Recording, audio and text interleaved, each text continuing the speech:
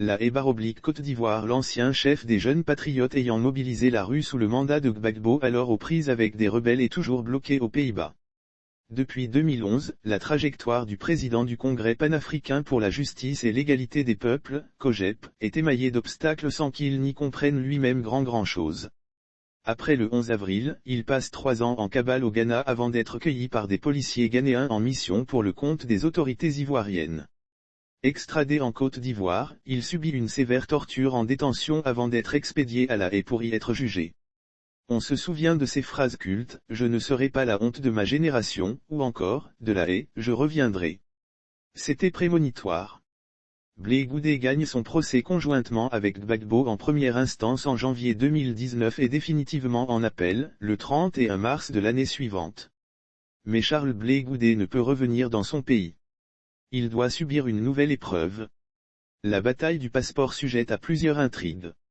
Si pour Laurent Gbagbo qui a regagné la Côte d'Ivoire depuis le 17 juin 2021, il est totalement absurde que Blé Goudé soit encore à La Haye, le pouvoir Ouattara lui, ne semble pas pressé. Tout se passe comme s'il avait un autre agenda. Charles Blé Goudé a beau montrer patte blanche, il a beau remuer ciel et terre à coups de battage médiatique allant même jusqu'à s'humilier, rien de bon ne pointe à l'horizon pour lui. C'est le statu quo. Alassane Ouattara et son camp veulent jouer la montre. Selon des confidences, Charles Blé Goudé est comme Guillaume Soro, blacklisté par le chef de l'exécutif qui exècre les anciens dirigeants de la FESCI. Il les considère comme des marxistes, aux antipodes de l'évolution qu'il veut imprimer à la société ivoirienne.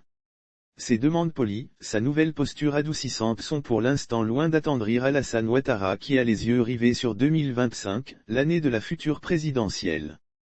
Mais Hadi Jebap est-il encore l'ogre redoutable des années Gbagbo? Dans l'absolu, l'ex-prisonnier de Scheveningen a perdu bien des plumes sur la balance de la popularité. 11 longues années d'absence, sans support médiatique véritable pour le faire vivre dans les cœurs, son mouvement politique qui a subi les coups de boutoir du pouvoir et les batailles en interne ont fini par entamer sa puissance d'il y a 18 ans. C'est désormais un homme meurtri, amer abandonné par certains de ses amis, un homme dont la stratégie souffre de quelques terres avec une démarche illisible, mais qui ne demande qu'à revenir dans son pays pour se reconstruire. 11 ans qu'il est absent et les nouvelles générations n'ont pas forcément souvenance de ses exploits politiques. Mais le pouvoir redoute encore sans contexte le caméléon politique pour le maintenir loin de sa terre natale. Charles Blé Goudé avec son art du verbe qu'il manie à souhait est capable de monter rapidement en première ligne s'il était présent sur le terrain. Et cela ne fait pas pour l'instant l'affaire du pouvoir. Mais pas que. Le génie de Co doit aussi faire face à l'adversité de ses anciens partenaires du camp Gbagbo qui lui reprochent jusqu'ici la transformation de son mouvement politique pro-Gbagbo COJEP en un parti politique désormais concurrent. Dans sa réclusion hivernale de La Haye rythmée par les restrictions pandémiques, acquitté mais maintenu mentalement en prison par le régime d'Abidjan, Blé Goudé Charles réfléchit, reçoit, écoute, il se projette, il scrute l'horizon au-delà de la mer du Nord toute proche, et cherche sa voie qui le ramènera en Côte d'Ivoire, ce pays qu'il a vu naître il y a bientôt 50 ans de cela, à quelques 7000 kilomètres.